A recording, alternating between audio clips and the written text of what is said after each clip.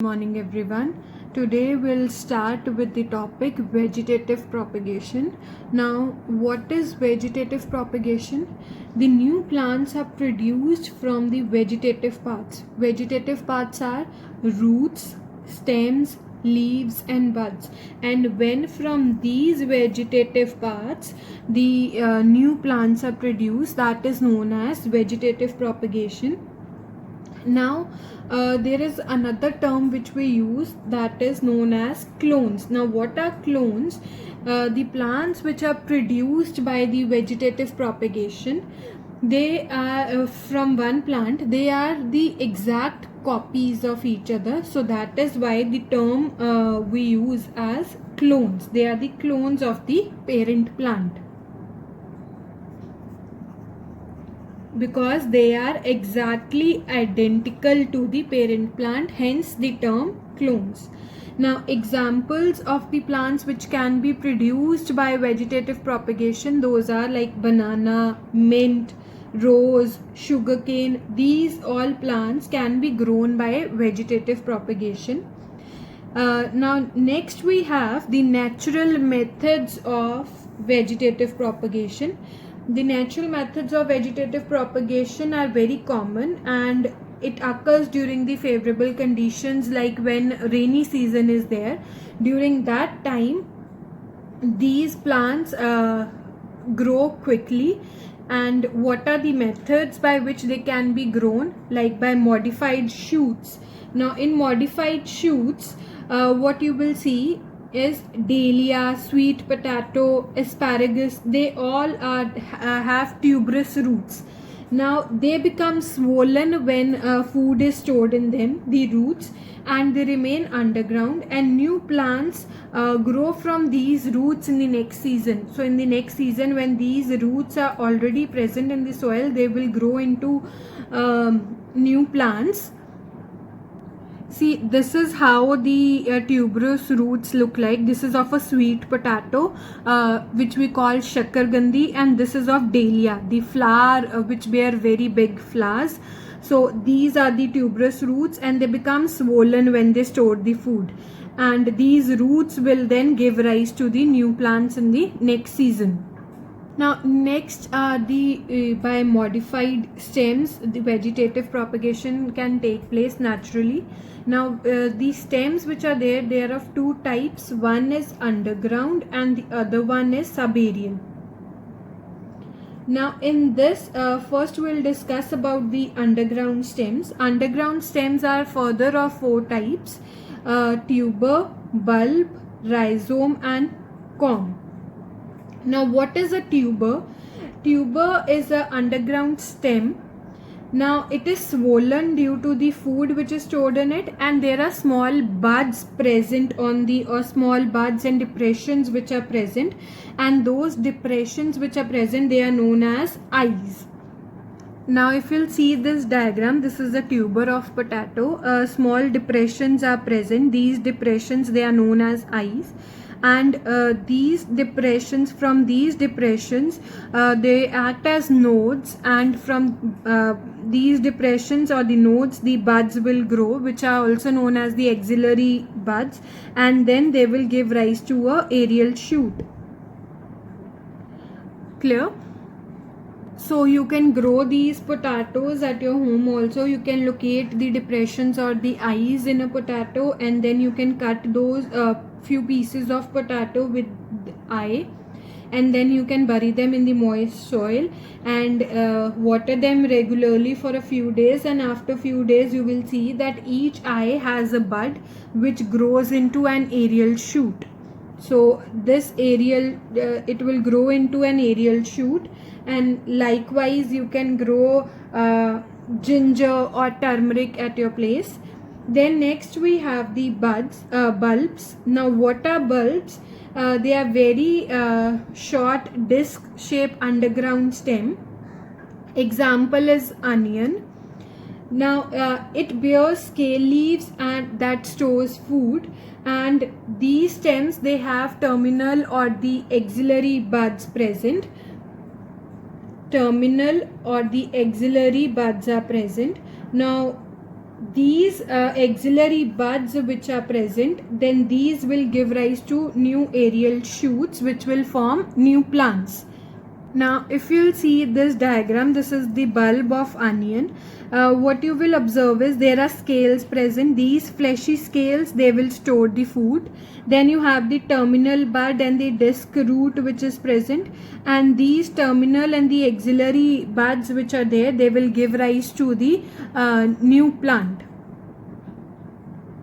In the similar way, you can grow an onion by vegetative propagation. You can take a healthy onion bulb and you can put it in moist soil and let it grow for 8 to 10 days and keep watering the plant, and after some days you will see that new aerial shoots are there, and these axillary buds, they grow into the aerial shoots, and the axillary buds are protected by the fleshy scale leaves which stores food. Okay, next we have rhizome. Now rhizome is a branched underground stem which swells up due to the storage of the food. Now it bears buds which grows into the aerial shoots, these also. And rhizome is found in ginger, turmeric, sugarcane, banana, bamboo. These all contains rhizome. Now I'll show you the diagram. Now this is the rhizome of ginger. Now in rhizome of ginger, the scales are present, you must have seen, and nodes are present, and bud is also present here, and this bud will give rise to aerial shoots and which will form a new plant. Similarly, rhizomes are there in turmeric, sugarcane and banana. Next we have corm. Corm is a swollen, flattened, rounded bulb-like structure is there which stores food, and this corm grows into a new plant and develops new corms. And example is gladiolus. Corms can be seen in gladiolus and they are swollen bulb-like structure is there. See, like this, the bulb-like structure is there and it will develop into new corms. Then we have the propagation by the subaerial stems. Now the subaerial stems, they grow along with the soil, and the roots and the shoots arise from its nodes and form new plants. It can be seen in grasses, strawberry, chrysanthemum, mint. All these are grown by the subaerial propagation method. Now if you'll see this diagram, this is of a grass and this is of a strawberry. These grasses, they will grow from the internode, the roots will develop and new shoot will form, and similarly other more propagation can take place, and this is in case of the strawberry. So the roots and shoots, they arise from the node part, which is also known the stolon internode, and the new roots and shoots will arise. Then we have by adventitious buds. It can be seen in Bryophyllum. On the notches of the margins of the leaf, the small buds are present, and these buds, when they fall off, they will give rise to a new plant. When they get the favorable conditions, they will form a new plant. See, like this, the leaf is present, and on the margins of the leaf, on the notches of the leaves, small buds are present, and these these buds, when they fall off, they will grow into a new plant, and when these buds get favorable conditions, they will grow into a new plant. Okay, then we have the artificial vegetative propagation. It is of 4 types: stem cutting, layering, grafting and tissue culture. Now what happens in stem cutting is, we take a healthy branch of a plant and then which is having buds, and then we plant them in the moist soil, and the cutting develops roots and grows into a new plant. It can be seen in rose, sugarcane. The stem cutting can be used. You just cut a stem and you grow them into a healthy soil. Now if you'll see, this stem cutting was used. It was sown in the soil, regularly watered, and then this stem will grow into the roots. It will start growing roots, and this plant will then grow into an individual new plant. Next we have layering. Now layering can be seen in jasmine, mint.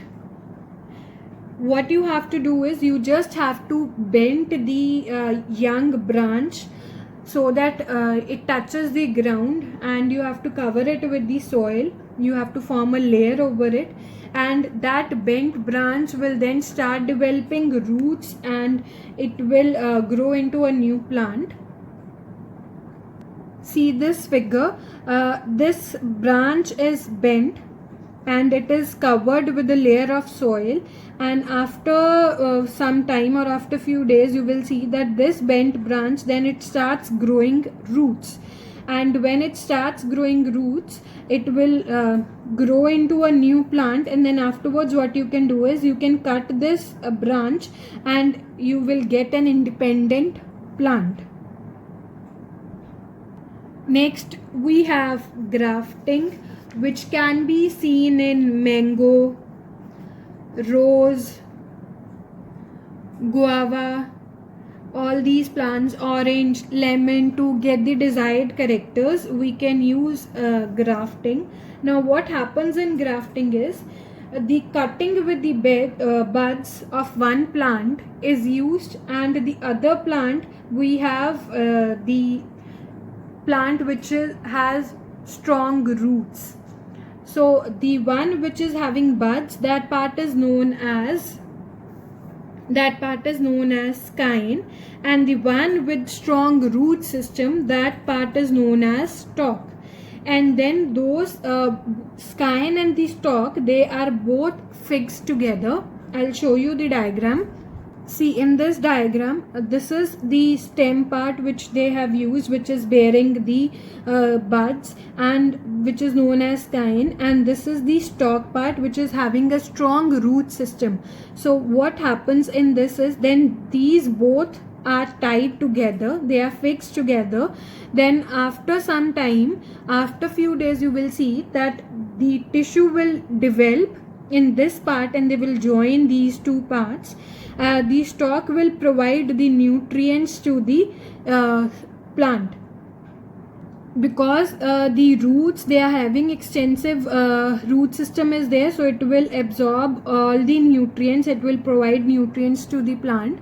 Now this method, the grafting method, can be used to have high yielding varieties, like the skein part of can be used from a plant which bears high yielding fruits, and another stalk can be used from a plant which is disease resistant. So it is disease resistant. So when you combine them together, you will get a plant which is high yielding and disease resistant together, or both the characteristics will be present in one plant which was earlier present in two different plants.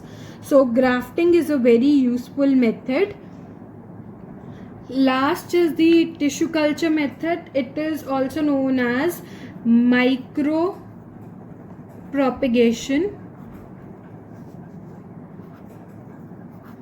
Now in this method, new plants are grown by cell culture or tissue culture technique in the under laboratory conditions.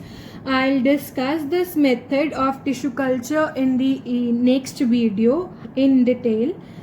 I hope till this topic it is clear. Thank you.